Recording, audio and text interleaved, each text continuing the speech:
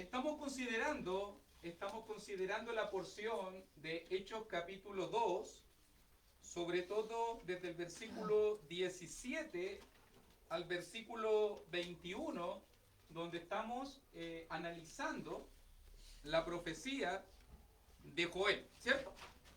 De eso estamos hablando. Entonces vamos a leerla para ponernos nuevamente en contexto. Hechos capítulo 2, del 17 en adelante. Y en los postreros días, dice Dios, derramaré de mi espíritu sobre toda carne, y vuestros hijos y vuestras hijas profetizarán. Vuestros jóvenes verán visiones y vuestros ancianos soñarán sueños. Y de cierto sobre mis siervos y sobre mis siervas, en aquellos días derramaré de mi espíritu y profetizarán.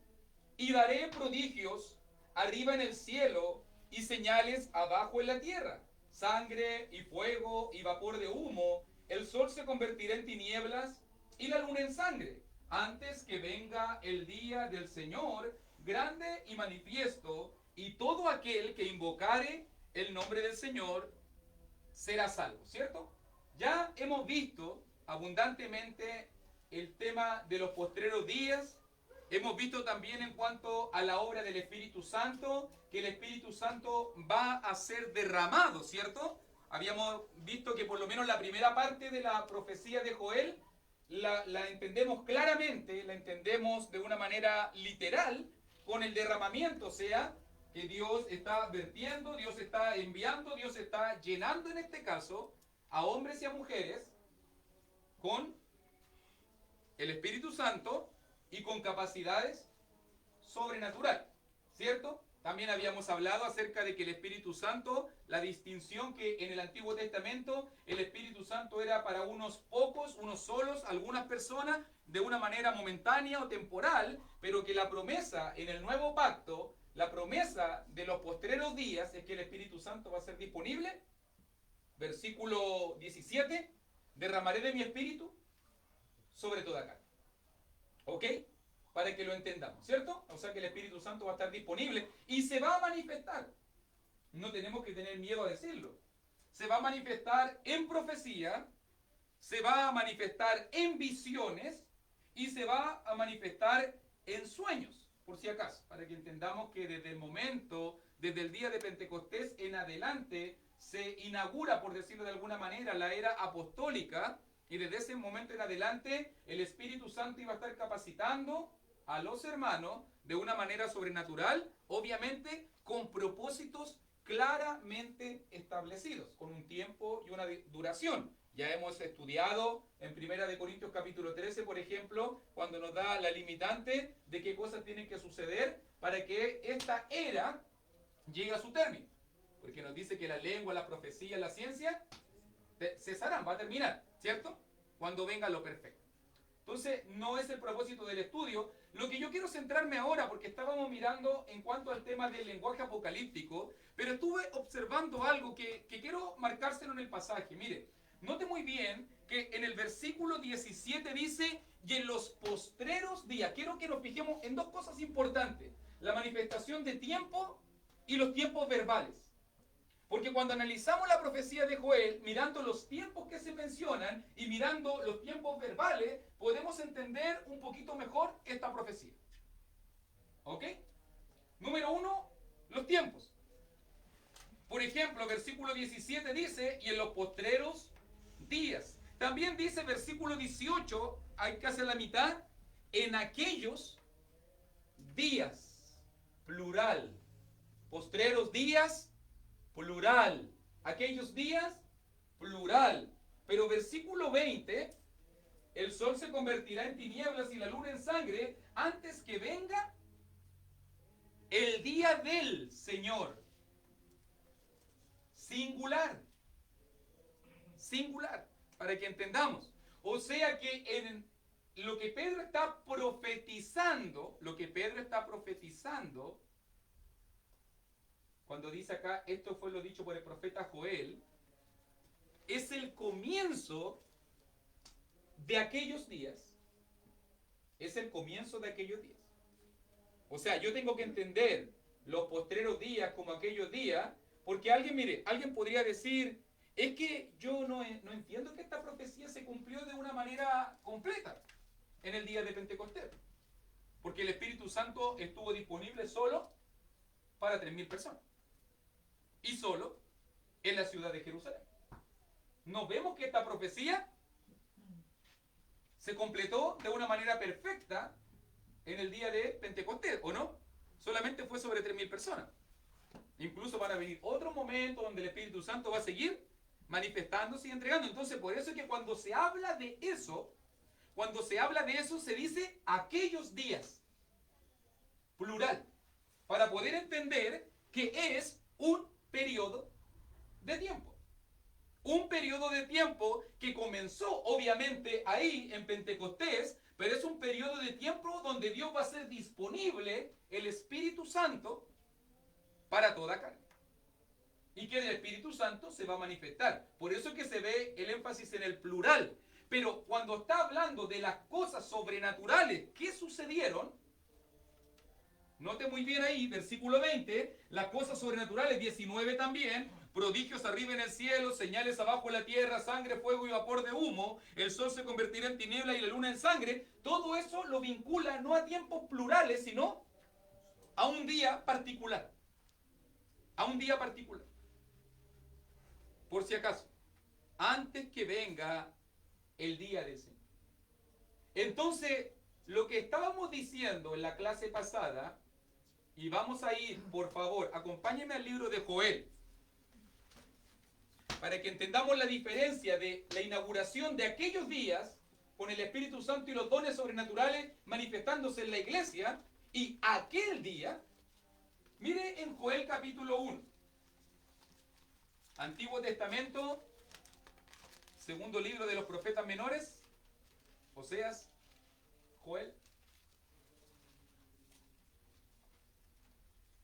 Y mire cómo dice, por ejemplo, bueno, ya lo repasamos, ¿se acuerda que habíamos hablado de Isaías capítulo 13? Habíamos hablado acerca de Isaías capítulo 34 y habíamos hablado acerca de Ezequiel capítulo 32, donde también usaba este mismo lenguaje simbólico apocalíptico. Pero note muy bien ahora en Joel capítulo 1, versículo 15.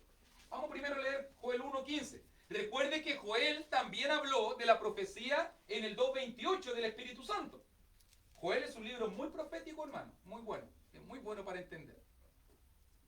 Y mire que dice en Joel capítulo 1, versículo 15, ay del día, porque cercano está el día de Jehová, y vendrá como destrucción por él Todopoderoso. Viene un día que va a ser de destrucción.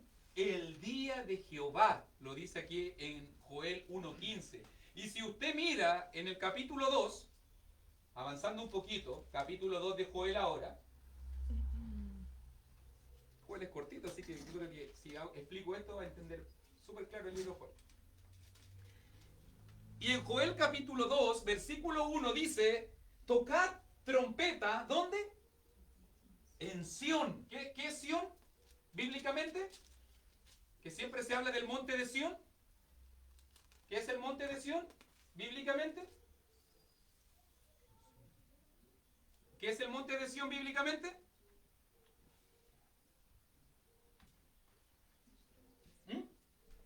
No. No. El monte de Sión, hermano, es el monte donde está edificada Jerusalén. Eso siempre se habla, por eso es que cuando sale el Salmo 133 del monte de Sión que desciende como rocío y el monte Hermón que está al lado y todo eso, y de Sión vendrá la ley, el monte donde estaba Jerusalén se llama el monte de Sión, por si acaso, para que ustedes entiendan. ¿Ok? Para que entendamos, entonces una profecía directa contra Jerusalén, contra la ciudad de Jerusalén. Es como que dijeran acá, no sé, pues Nevados de Chillán. Algo así. La montaña que está aquí al ladito de nosotros. Y dada alarma, en mi santo monte, tiemblen todos los moradores de la tierra, porque viene, ¿qué viene en Sión? el día de Jehová, porque está cercano. Día de tinieblas y de oscuridad, día de nube y de sombra. Como sobre los montes se extiende el alba, así vendrá un pueblo grande y fuerte, semejante a él no lo hubo jamás, ni después de él lo habrá en años de muchas generaciones. Delante de él consumirá fuego, tras de él abrazará llama. Como el huerto del Edén será la tierra delante de él, y detrás de él como desierto asolado. Ni tampoco habrá quien de él escape. Su aspecto como aspecto de caballos, y como gente de a caballo correrán. Como estruendo de carros saltarán sobre la cumbre de los montes, como sonido de llama de fuego que consume hojarasca, como pueblo fuerte dispuesto a la batalla. Va entendiendo el lenguaje simbólico y figurado que está hablando de un castigo, de un castigo que va a venir sobre Jerusalén. ¿Y cómo se simboliza este castigo? Como el día de Jehová, como el día del Señor. Por eso después, para no leer tanto, verso 10, delante de él temblará la tierra, se estremecerán los cielos, el sol y la luna se oscurecerán, y las estrellas retraerán su resplandor. Y Jehová dará su orden delante de su ejército, porque muy grande es su campamento, fuerte es el que ejecuta su orden, porque grande es el día de Jehová. Y muy terrible, ¿quién podrá soportarlo? 12. Por eso, pues ahora, dice Jehová, convertíos a mí con todo vuestro corazón, con ayuno, lloro y lamento. Y después comienza la parte donde llama a la gente a convertirse, porque Dios está profetizando en el día de Joel, por culpa de que la gente no se arrepintió, va a venir un castigo. Y el castigo vino en los tiempos del siglo VI antes de Cristo con Babilonia, destruyendo Jerusalén, destruyendo el monte de Sión, destruyendo el templo, destruyendo la muralla, destruyendo la ciudad y enviando a la deportación a todo el pueblo de Dios. A todo el pueblo de Dios. Entonces, si usted se fija, el día de Jehová, por lo que vimos, por ejemplo, me recuerdo yo, en Isaías 13 hablamos de Babilonia. ¿Se acuerda que habíamos hablado el día de Jehová? Habíamos hablado de Babilonia. O en Isaías 34 habíamos hablado de Edom. O en Ezequiel 32 habíamos hablado de Egipto. Y ahora en Joel, capítulo 1 y capítulo 2, el día de Jehová tiene que ver un momento cuando Dios viene a remecer los asuntos de los hombres y Dios interviene en juicio, en castigo, y Dios pone su mano, por decirlo de alguna manera, en este mundo. O sea, bajo esa perspectiva, por si acaso para que usted entienda, bajo esa perspectiva, Dios ha venido muchas veces. Bajo esa perspectiva. Cuando Dios ya se aburre de Babilonia, cuando Dios ya se aburre de Edom, cuando Dios ya dice ya basta con Egipto, cuando Dios ya dice ya basta con Jerusalén, simboliza eso un momento exacto donde dice el día de Jehová, donde Dios decreta juicio, castigo, donde Dios interviene los asuntos de los hombres. Por eso es que se le llama el día de Jehová. Increíblemente, y esto no es coincidencia, es obvio que tiene que ser así, por eso que al día final se le llama también el día del Señor, porque ese va a ser la última vez que Dios va a intervenir en la historia de la humanidad. Pero ya eso va a ser el alacabose, lo último. Pero por si acaso el Señor puede venir, y recuerde que en el libro de Apocalipsis constantemente el Señor le decía a las cartas de las 7 iglesias, y voy a venir contra ti, y voy a venir y a pelear con la espada de mi boca, y te voy a arrojar en cama de tribulación, y voy a hacer esto y voy a hacer esto. Y el Señor puede venir en ese aspecto específico, en una segunda venida, no, en un aspecto específico de juicio, castigo, de intervención. Dios no deja este mundo solo. Dios tiene mucha paciencia y misericordia, pero hasta cuando la paciencia y la misericordia de Dios llega a un límite, Dios se da y se reserva el derecho de poder intervenir. Ese es un derecho que uno no lo sabe, es solamente derecho y voluntad de Dios. Pero lo ha hecho, por si acaso, para que usted lo entienda. Mire, si no solamente ahí, mire, en Mateo 24, y ahí entramos ya a tiempos del Nuevo Testamento. Cuando estamos a tiempos del Nuevo Testamento, nuevamente, Israel volvió de la deportación. Esdras, Nehemías, Zorobabel ayudaron, Ageo, Zacarías animaron al pueblo, y el pueblo volvió a reconstruir el templo. Volvieron a reconstruir la ciudad. Volvieron a volver ahí a estar adorando a Dios y todo lo demás. Pero pasaron nuevamente las generaciones. E Israel mató al Cristo. Israel se opuso a la iglesia. Israel persiguió a los cristianos. Israel cayó de la gracia y perdió el privilegio de ser parte de ser considerado como el pueblo de Dios. Hasta que en un momento, por lo que nosotros entendemos de la profecía bíblica, Jesús hace una profecía 40 años antes y dice, va a llegar un día donde no va a quedar piedra sobre piedra que no sea destruida. Para no leerlo todo, pero mire qué lindo, mire las palabras que coincidentes. Cuando miramos, por ejemplo, cuando miramos en el versículo, para no... Bueno, hablando, que quiero decirlo para no leer tanto, pero es que es tanto. Pero bueno, mire, desde el versículo 15 dice, por tanto, cuando veáis en el lugar santo la abominación desoladora que habló el profeta Daniel, el que le entienda, entonces los que estén en Judea huyan a los montes. El que esté en la azotea no descienda para tomar algo de su casa. Y el que esté en el campo no vuelva atrás para tomar su capa, mas hay de las que estén encintas y de las que críen en aquellos días.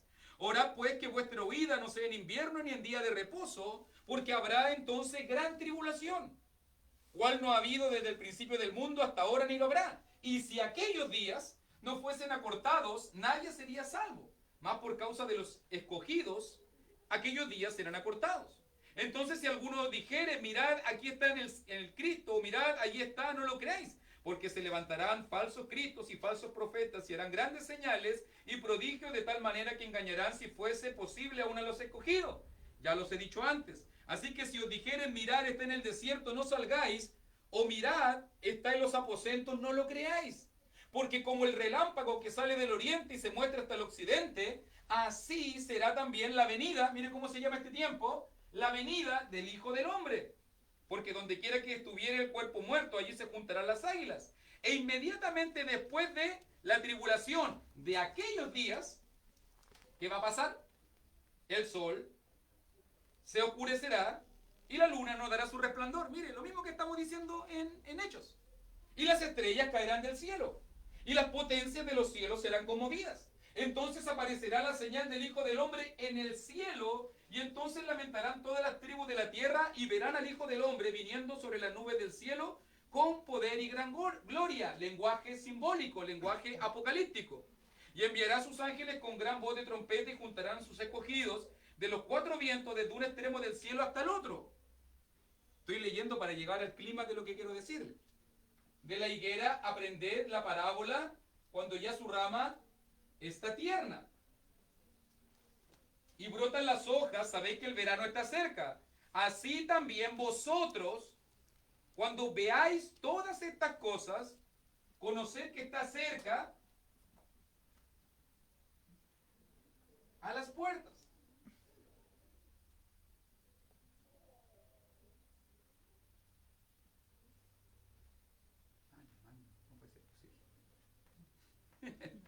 Increíble.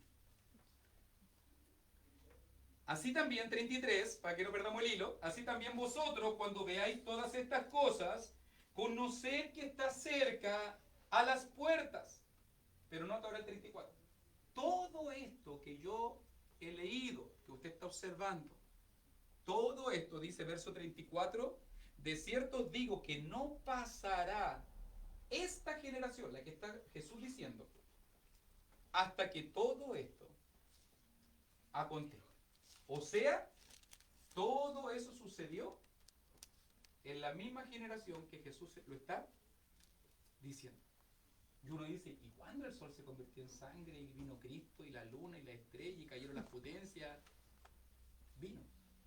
Porque ese es el lenguaje apocalíptico y simbólico para poder mostrar un momento trascendental. ¿Cuándo se cumplió esta profecía? Por lo menos los eruditos bíblicos saben claramente que esta profecía se cumplió en el año 70 después de Cristo, cuando el general romano Tito destruyó el templo, y hasta el día de hoy eso ya no nunca más se volvió a reconstruir.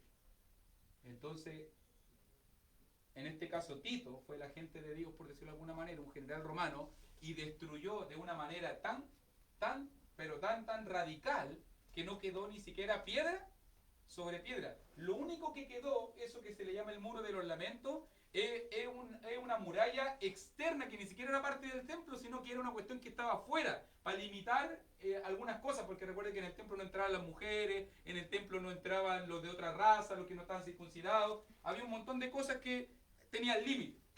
Entonces, pero es una muralla externa que ni siquiera era parte del complejo del templo. A ese nivel fue la destrucción, porque todo lo que realmente era parte del templo fue destruido.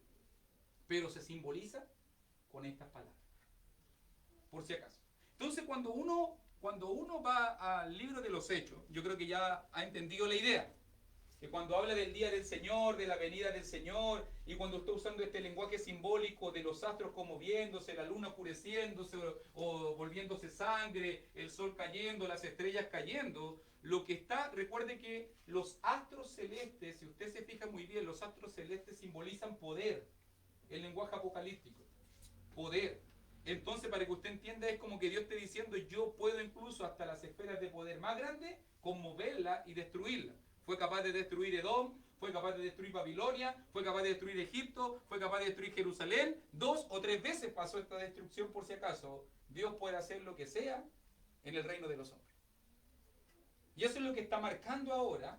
Entonces, ¿de qué manera, si usted se fija muy bien mirando Hechos capítulo 2, de qué manera va Dios a marcar? ¿Qué lenguaje Dios va a utilizar para marcar algo tan importante, tan trascendental, como el establecimiento de su iglesia, como la venida del Espíritu Santo y como el comienzo de la era cristiana? Obviamente Dios utiliza el mismo lenguaje simbólico y apocalíptico para decirnos que Dios ha intervenido en los asuntos de los hombres, de que Dios ha juzgado y castigado a sus enemigos, y que Dios ahora ha dado dones, regalos, bendiciones a su pueblo. Por eso que dice allí en el versículo 19 y 20, diciendo, y daré prodigios arriba, señales abajo en la tierra. Note muy bien que todo este lenguaje usado me llama mucho la atención, porque usted se acuerda, por ejemplo, cuando Jesucristo fue juzgado, y Jesús ¿cuánto tiempo estuvo crucificado? ¿Se acuerda, no? ¿Cuántas horas estuvo? ¿Se acuerda cuántas horas Jesús estuvo crucificado? Porque la Biblia lo dice claramente. Las horas que Jesús estuvo crucificado. ¿Se acuerda, no? ¿Cuántas horas Jesús estuvo crucificado? Pregunto por si acaso. 6 horas. De la hora tercera a la hora novena, dice. 6 horas.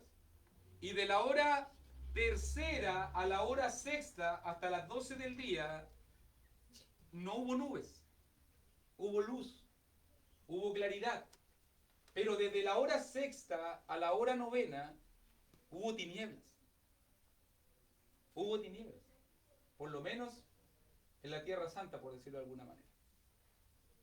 Note muy bien. Sangre, fuego, vapor de humo, el sol se convertirá en tinieblas. ¿Se va dando cuenta de una manera simbólica cómo está marcando? Sangre, fuego, fíjese muy bien todas esas cosas: fuego, castigo, ira de Dios; sangre, el sacrificio de Cristo; humo, las tinieblas. Si usted se fija, las palabras que Pedro quiso utilizar aquí al recordar la profecía de Joel son las palabras exactas para mostrarnos. ¿Te acuerdas todas las cosas? ¿Qué cosas más sucedieron? ¿Se acuerda usted? No sé si usted alguna vez ha hecho un estudio de las cosas que sucedieron cuando murió Cristo, porque sucedieron varias cosas cuando murió Cristo. ¿Qué cosas sucedieron cuando murió Cristo? ¿Se acuerda? ¿Ah? Tembló, muy bien, claro, conmoción de los... Tembló. ¿Se acuerda que el velo del templo se rasgó? ¿Se acuerda que hubo resucitados, hubo muertos que se levantaron en ese momento y después aparecieron a la gente? Y después aparecieron. Para que más o menos usted entienda, sucedieron muchas cosas sobrenaturales en ese momento. Y también, si tú te fijas muy bien, también está llamando la atención ese punto. que cuando murió Cristo, por decirlo de alguna manera, termina el antiguo pacto y comienza uno nuevo, y Dios trastorna todas las cosas para establecer algo nuevo. ¿Cuándo llegó esto nuevo? Ahora aquí. Hechos 2:1. El día de Pentecostés. Y si usted se fija muy bien, dice el versículo 20 que todas estas cosas, ¿por qué estoy hablando entonces de los tiempos verbales? Porque dice, y daré prodigios arriba en el cielo y señales abajo en la tierra, sangre, fuego y vapor de humo, el sol se convertirá en tinieblas y la luna en sangre. ¿Cuándo va a suceder eso? Según el versículo 20, ¿cuándo? O sea, que eso va a suceder antes. ¿Me va siguiendo la idea o no? El día del Señor está aquí. El día del Señor está aquí. Y dice el pasaje que van a suceder hartas cosas antes. Y después de ese día, el que invoque el nombre del Señor será salvo. ¿Te fijas? Mira el punto. El día del Señor al medio, el que invoque para allá va a ser salvo. Y lo que va a suceder antes es la conmoción de este mundo. Los astros van a caer, la luna se va a oscurecer, todo lo que va a pasar. Entonces, ¿qué es el día del Señor? ¿Qué es el día del Señor según lo que vemos acá? Para que me ayude. Ya lo hemos dicho, pero quiero ordenar la idea nuevamente. Y para después identificar qué pasó en aquellos días, porque dice que en aquellos días va a pasar algo. En aquellos días va a pasar algo, viene el día del Señor, y después el que invoque el nombre del Señor va a ser salvo. ¿Qué es el día del Señor aquí entonces?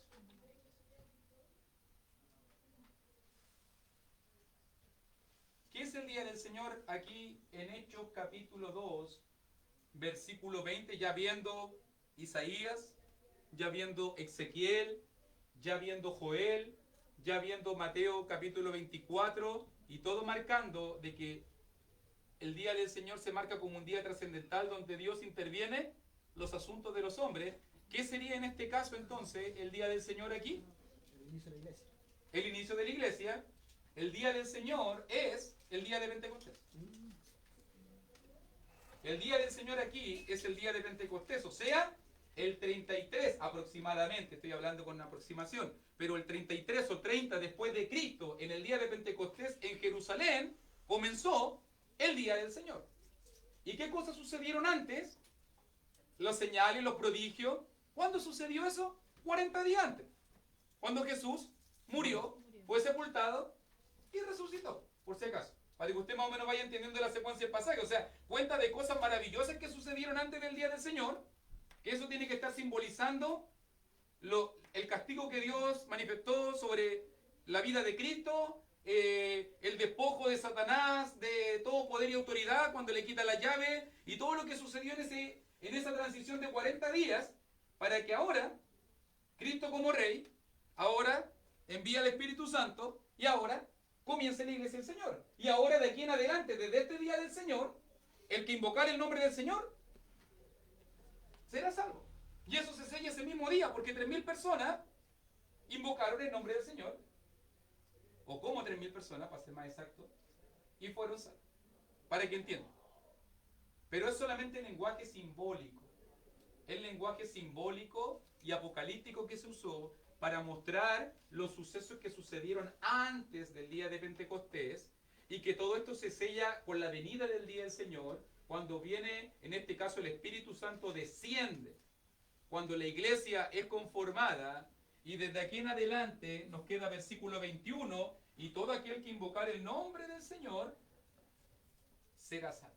O sea que desde el día del Señor la salvación va a estar disponible, no solo el Espíritu Santo ahora, sino que la salvación va a estar disponible para toda carne, para toda la humanidad. Recuérdese, ¿por qué esto es importante que se explique así? Porque recuérdese que en la mente de un judío, antiguo testamentario, ¿quién era el pueblo elegido? Ellos. ¿Quién era lo único que iban a ser salvos? Ellos. Eso es lo que pensaban ellos erróneamente. Es lo que ellos pensaban erróneamente. ¿Dios quería que su pueblo fuera salvo? Sí, pero Dios quería que los judíos evangelizaran y ganaran a todo el mundo para que todos fueran salvos. Nunca lo entendieron. Pero no estaban mintiendo al entender que Dios iba a salvar a su pueblo. Eso es verdad. Si lo único que ellos tenían que agrandar las fronteras del pueblo para otras civilizaciones. Tenían que evangelizar, enseñarle y todo lo demás. Pero el pueblo de Dios iba a ser salvo. Entonces la mente de ellos, y ahora el que invocar el nombre del Señor va a ser salvo. O sea que de toda tribu, de toda... Recuerde que costó entenderlo. Por lo menos 10 capítulos costó entenderlo. Porque todavía los judíos no predicaban hasta en el tiempo de Cornelio y todavía no predicaban el evangelio a los gentiles. Hasta el tiempo de Cornelio. Que recuérdense que les costó entenderlo. Pasaron varios años. Incluso le costó desaferrarse del templo, que Dios tuvo que destruirse. Porque muchos judíos todavía que se bautizaron y eran parte de la iglesia, estaban yendo el domingo a la cena del Señor y el sábado al culto judío, porque ellos lo veían como una continuación.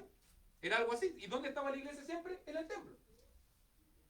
Y acuérdense que Jacobo, y eso lo estábamos viendo en la historia del libro de los Hechos, Jacobo y muchos hermanos dijo, mira, ¿cuántos judíos se han convertido? Y todos son celosos de la ley. Y uno dice, ¿cómo? Gracias a Dios, hermanito, nosotros no vamos a entrar en discusión en ese tema, porque para nosotros no importa. Ya tenemos de distancia de ese momento 2000 años.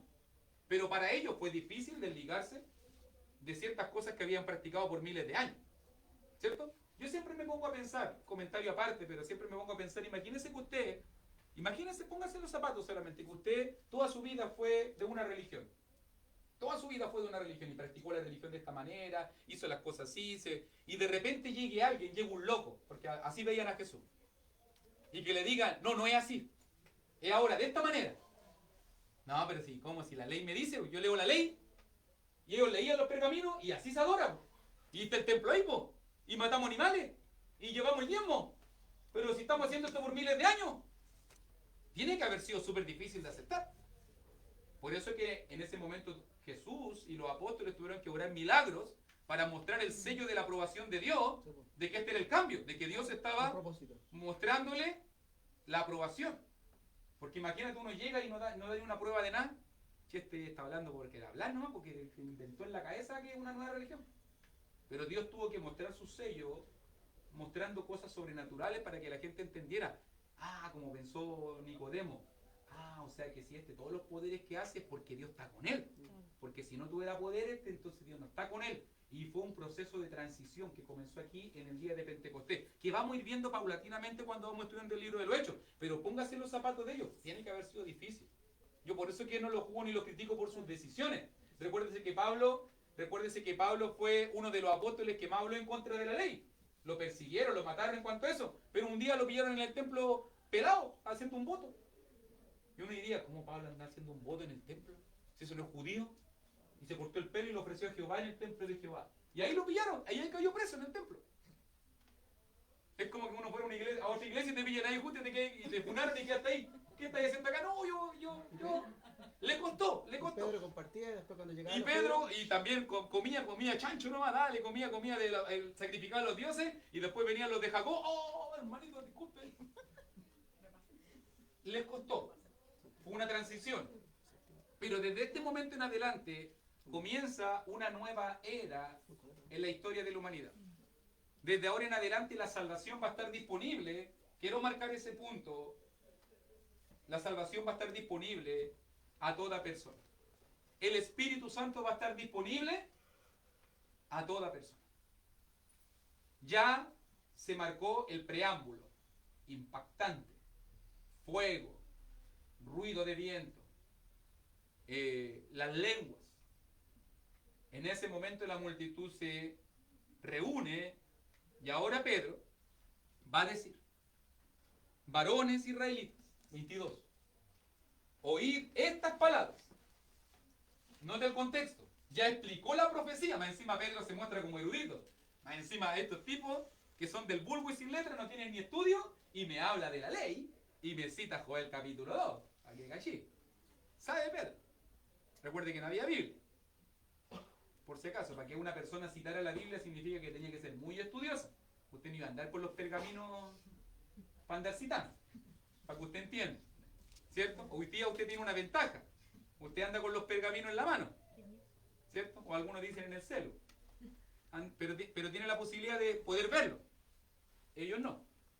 Ellos lo guardaban en ciertas vasijas y lo tenían allá en los templos, en la sinagoga, en ciertos lugares nomás la ley. La gente se acercaba a la ley. Por eso que Pedro lo citó, lo recordó, y eso causó un impacto que uno no entiende. ¿Por qué lo cito? Porque eso hoy día yo diría, no, como dice Hechos, pero yo después lo puedo ver. Usted lo puede ver.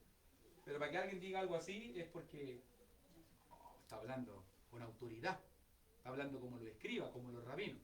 Está hablando como alguien importante. Y por eso señala, ya captando la atención de las personas, varones israelitas, oíd estas palabras. Jesús Nazareno, varón aprobado por Dios entre vosotros, con las maravillas, prodigios y señales que Dios hizo, vea la repetición, entre vosotros, por medio de Él. Como vosotros mismos, vuelvo a reiterarlo, vosotros mismos sabéis. Miren lo que le está diciendo. Todo lo que está sucediendo ya fue escrito en la profecía bíblica y ustedes mismos saben de que Jesús hizo su ministerio entre ustedes. Si Jesús no es un desconocido. Para mostrarle a ellos la gran verdad que después le va a decir en versículo 36. A ese de que la profecía bíblica señalaba, a ese que ustedes lo conocieron, a esos milagros que ustedes sabían, a ese ustedes mataron. Por eso que en el 37 se van a poner a llorar.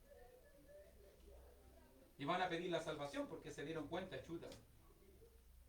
Matamos al que estaba la profecía bíblica escrita y que hizo tantos milagros y todos vimos los milagros. O sea, tenemos que haber sido terrible, duro para habernos opuesto y haber pedido la muerte de aquel hombre. Y por eso es que lo está remarcando. Es como el dedo en la llaga. Entre vosotros, estuvo entre ustedes, ustedes lo vieron, lo recibieron aquí con las palmas, lo recibieron ahí cuando vieron el pollino, lo aclamaron como sana el hijo, el rey David.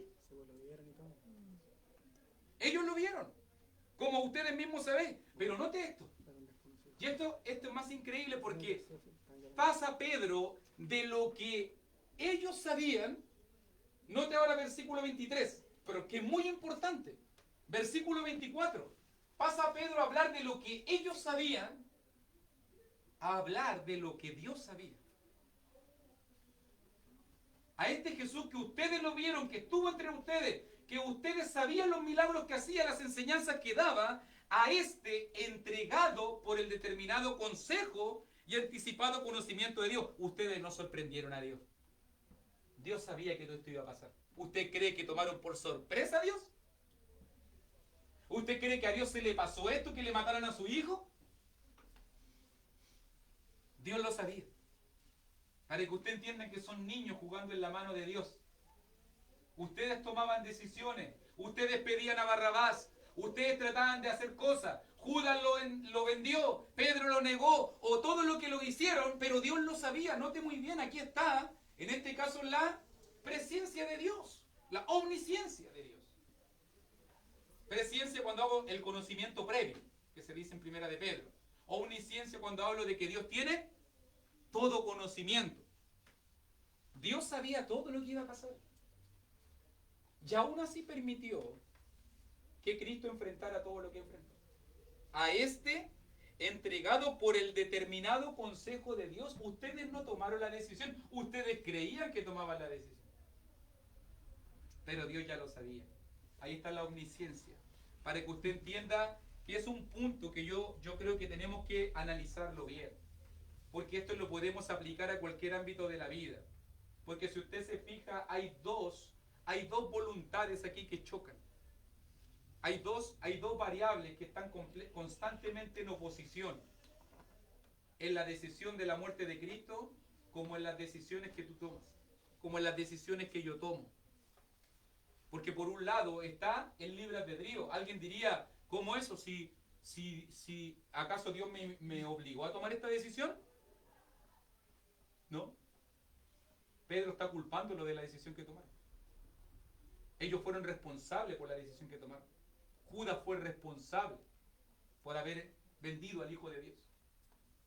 Pero por el otro lado, la otra variable que está golpeando siempre es la omnisciencia de Dios.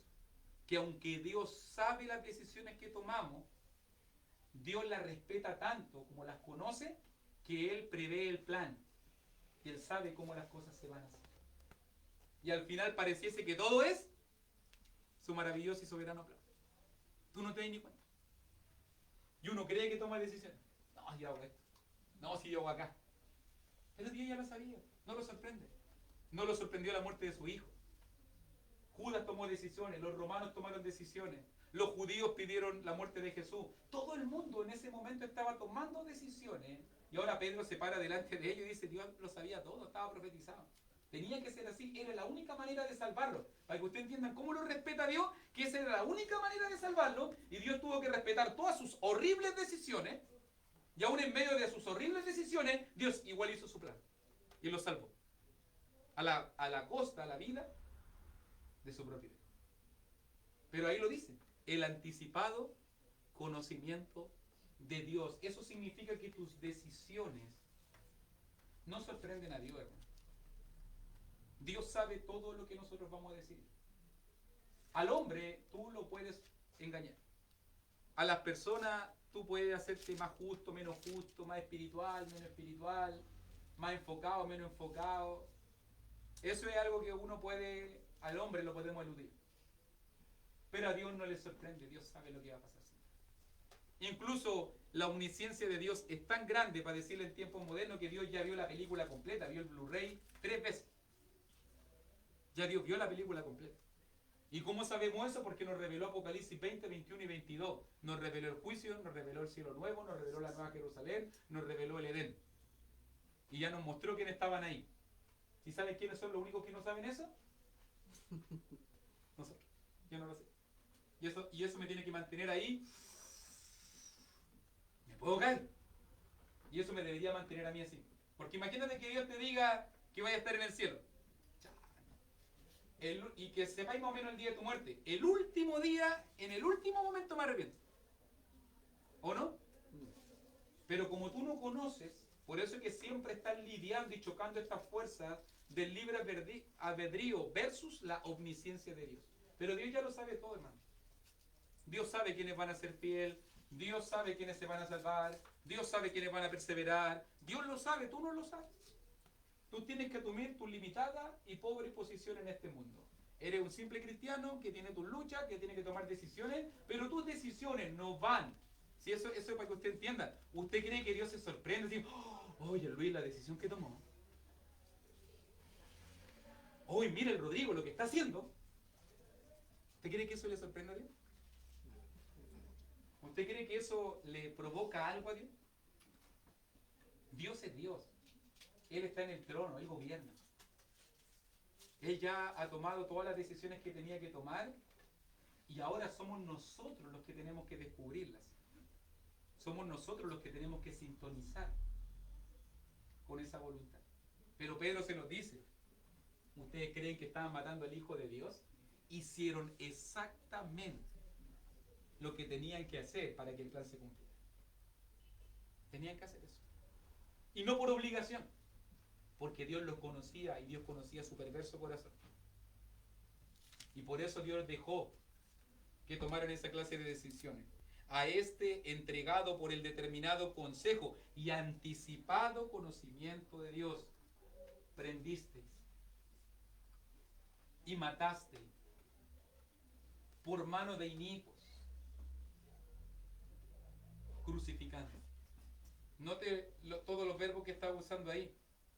El que le vino a hacer bien, el que vino a mostrar maravillas, prodigios y señales, el que ustedes vieron los milagros, al que ustedes escucharon los sermones, el que resucitó muertos, el que los alimentó cuando multiplicó los panes y los peces, el que hizo todas esas maravillas que ustedes sabían, ustedes lo prendieron y lo mataron. Por eso es que yo no le creo a nadie cuando dicen, no, es que ellos vieron, si yo viera un milagro de Dios, si yo viera maravilla de Dios, no, yo me convierto y me arrepiento y cambio. ¿A dónde? Ellos vieron todo eso y mataron igual a Jesús. Lo mataron igual.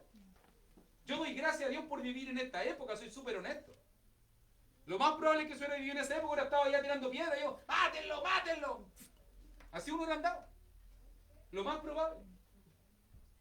Porque somos corrompidos, somos llevados a la rebeldía, somos llevados a la mala. Que este es el Hijo de Dios, ¿a dónde? Que este, no le creo. Que mira este, si no conocemos la mamá, la María, tiene cualquier hijo. Uno hubiera sido, como uno juzga a las personas. Como uno juzga y mira a las personas.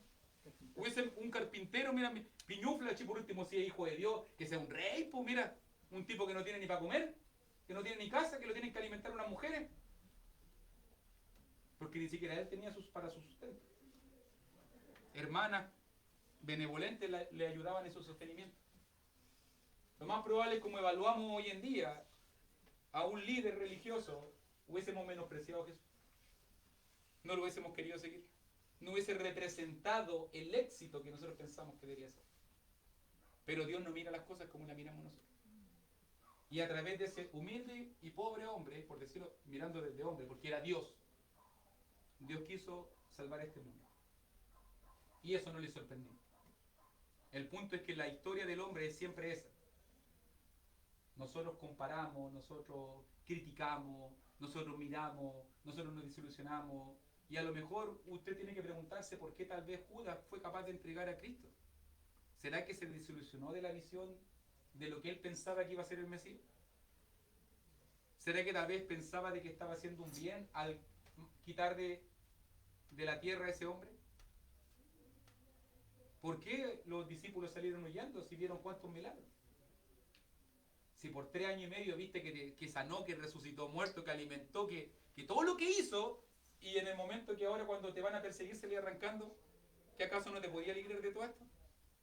¿Habrá disminuido su fe en ese momento? Chuta, lo mataron. Y no que este resucitaba muerto. ¿Y cómo murió él? Y chuta, mire, no tenía control de todas las cosas, del viento, el mar le obedecen, y ahora los romanos lo agarran a palo, lo agarran y lo matan. Tiene que haber sido un tiempo duro, pero ninguna de esas decisiones, hermano, que fueron horribles, por si acaso esto está marcando hacia dónde va a ir el sermón, para mostrarnos, porque el sermón de Pedro nos tiene que mostrar lo horrible que somos como humanidad. Si usted no mira el sermón de Hechos 2 y no se siente horrible por las decisiones que toma, es que no ha entendido a Pedro. Porque Pedro también toma su lugar, su parte. Él también participó. Él también lo negó. Él también dijo, no lo conozco. Él también juró y maldijo que no lo conocía. ¿Cómo tiene que estar sintiéndose él ahora? Mira, si Dios sabía todo esto, Dios sabía que yo lo iba a negar. Dios sabía. Dios sabía que yo iba a maldecir. Dios sabía que Judas lo iba a entregar. Dios sabía que los romanos se iban a levantar contra él, que los judíos iban a hacer este plan. Dios sabía todas esas cosas, pero aún así Dios es tan poderoso y eso me tiene que hacer sentir pequeño, que Dios hizo igual su plan.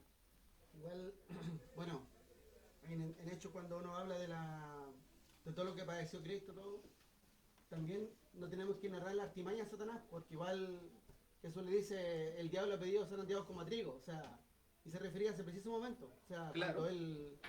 cuando el diablo hizo chipe libre en ese momento. En ese momento se volvió loco y atacó a todos, full. Y todo, pum, pum, pum, pum. Pero al final Dios lo hizo volver. O sea, Judas no fue capaz de sostener eso, pero Pedro sí. O sea, y así nos pasa la vida en realidad a todos, un poquito. Me gustaría proponerte un punto en cuanto a eso. Mira, que por lo menos los que me conocen saben cuáles son mis pensamientos en cuanto a Satanás. Pero fíjese bien que si uno se fija, Juan 19, 13, 30, cuando el diablo entra en Judas, si usted se fija, ¿qué es lo que quería hacer el diablo? ¿Qué quería hacer el diablo? Hacer que mataran a Cristo, ¿no? ¿O no? ¿No es estúpido eso? Si muriendo Cristo muere él, pues, pierde el poder. O sea, él mismo se puso la soga al cuello, para que usted entienda el plan de Dios. Él mismo se mató. Él mismo levantó a Pedro para que lo negara, a Judas para que lo vendiera. Él mismo llenó a todos de artimaña, a los romanos para que lo crucificaran, a los judíos para que lo pidieran. Todo el mundo estaba tomando decisiones y el diablo estaba así, como en una orquesta. Y de repente Cristo muere y Jesús le arrebata todo el poder. Perdiste por esas mismas decisiones que tú tomaste. Si la manera de evitar esto era quitándole el dolor a Jesús, que no muriera. Sí. No incitando a que la gente lo matara. Para que usted entienda, hasta en ese punto, para que tú veas la basura que es Satanás, para que tú veas lo estúpido que es, ni siquiera sabe tomar decisiones. Porque lo que él pensaba que él estaba haciendo de gracia, fue su propia destrucción. Él la afirmó en la vida de Judas, de Pedro, de los apóstoles, de los romanos, de los judíos, porque él pensaba que lo estaba haciendo bien, pero Dios dice, yo sabía todo eso. E incluso hasta lo que el diablo iba a hacer lo sabía. Y sabía que de esa manera triunfé, porque eso va a decir Colosenses 2.15, triunfó sobre el diablo en la cruz. Lo que el diablo pensaba, ¡le gané! ¡Mira, le gané! No, no ganaste nada, perdiste. En ese mismo momento perdiste. Pero, sí, es entendible ese punto, pero igual, a Jesús igual le tenían ganas hace tiempo. O sea, no se había podido porque no se cumplía a propósito. Claro, O sea, pero era un plan del diablo. Acuérdate que con Herodes, desde que Jesús nació, sí, pues. por lo que dice la profecía de Apocalipsis 12, desde que Jesús era un bebé, el diablo buscó oportunidades de matar. Claro, porque después casi lo tiran para Un despeñadero, un Capernaum. O sea, el Y diablo... decía, no es el momento, no es el momento. Claro, porque el diablo sabía, a él le convenía que Jesús muriera de otra forma.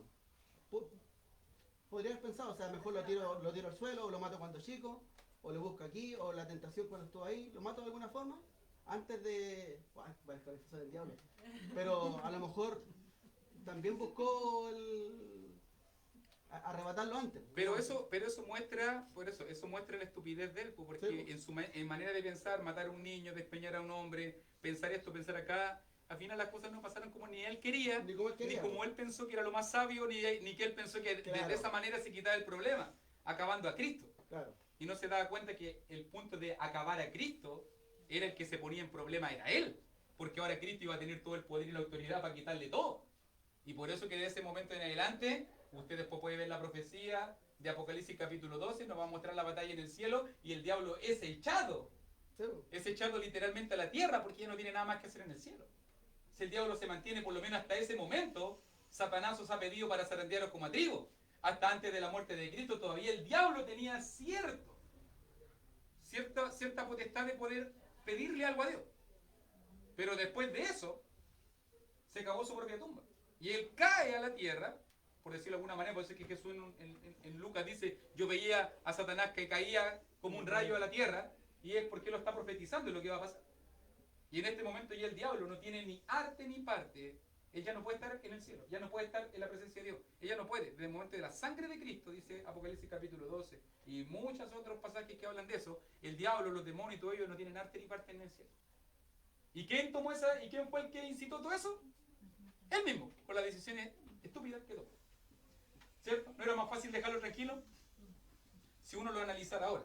Pero ahí tú te das cuenta, ¿sabes qué? Esto me maravilla. ¿Por qué? Porque ese es el anticipado y determinado consejo de Dios. Dios sabía que iba a pasar todo esto. A propósito Lo de- previó, lo sabía, se preparó, tomó las mejores decisiones, propósito de Dios y el plan se hizo exactamente. El diablo es solamente un monigote que se mueve nomás. Un títere, un mono que se mueve en el plan de Dios y tú no te das ni cuenta. Él no se da ni cuenta, no se da ni cuenta. No se dio ni cuenta. Cuando él se estaba riendo, lo maté, gané. Y en ese momento, te fuiste. Nunca más aquí, a la tierra. Lamentablemente. Y ahora anda como un león buscando la Y ahora, y por eso, pero como un león herido, por eso Sí. es que ahora está contra nosotros. Sí, pues. Por eso está contra nosotros. Agarrando lo que pueda. Es la filosofía del diablo. Nunca seguir solo. Sabe que él ya está perdido, sabe que sus demonios están perdidos, pero si yo me voy, yo no me voy solo. Sí. Me voy- Claro. agarro lo más que pueda. Sí, Ir pues. acompañando. Agarro lo más que pueda. Esa es la visión de ahora de él. Pero ya no tiene ni arte ni parte, ya no entra en las grandes cúpulas. Ahora por lo menos se salsea con